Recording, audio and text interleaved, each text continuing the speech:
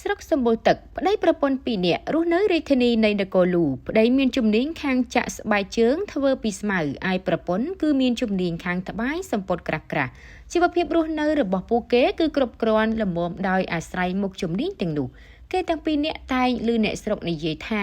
នគរយៈជានគរដែលសម្បូរធូធាសម្បូរស្រូវសម្បូរទឹកថ្ងៃមួយគេទាំងពីរនាក់ប្តីប្រពន្ធរៀបចំអីវ៉ៃអីវ៉ាន់ត្រៀមធ្វើដំណើរទៅរស់នៅនគរយៈតែមានអ្នកជិតខាងម្នាក់នោះបានមកពន្យល់គេថាបើអ្នកផ្លាស់ប្ដូរទីកន្លែងទៅរស់នៅឯនគរយៈថ្ងៃមុខថ្ងៃក្រោយទៅអ្នកប្រកាសជារោគអង្គច្រកឆ្នាំងមិនបានឡើយ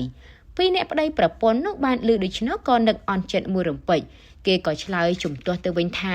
យើងទាំងពីរនាក់ម្នាក់ចេះចាក់ស្បែកជើងម្នាក់ទៀតចេះត្បាញក្រណាត់រឿងអីដែលយើងរកអង្គច្រកឆ្នាំងមិនបាននោះតែនៅទីក្រុងដែលសម្បូរអ្នកមានដូច្នេះមិនយូរមិនឆាប់ទេយើងក៏នឹងក្លាយទៅជាអ្នកមានដូចគេដោយឯងមិនខានអ្នកជិតខាងនោះក៏បានពន្យល់បន្ថែមថាចាក់ស្បែកជើងសម្រាប់លក់ឲ្យគេពាក់តែស្រុកយៈមានតែសុទ្ធទឹកហេតុនេះហើយពួកគេត្រូវតែដើរទៅណាមកណាអ្នកស្រុកនោះមិនពាក់ស្បែកជើងឡើយគេសុខចិត្តដើរជើងទៅទេ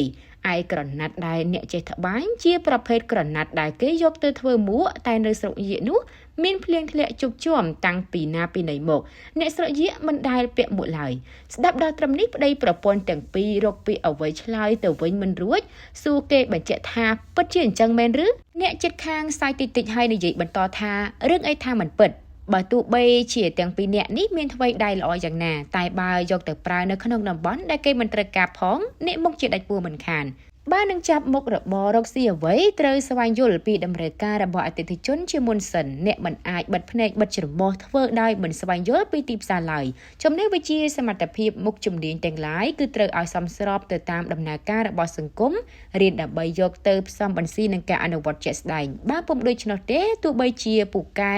មានទ្រឹស្ដីថ្វីដៃអស្ចារ្យយ៉ាងណាបើគ្មានទីផ្សារវាក៏មិនទៅជាខ្មោចអ្វីដែរ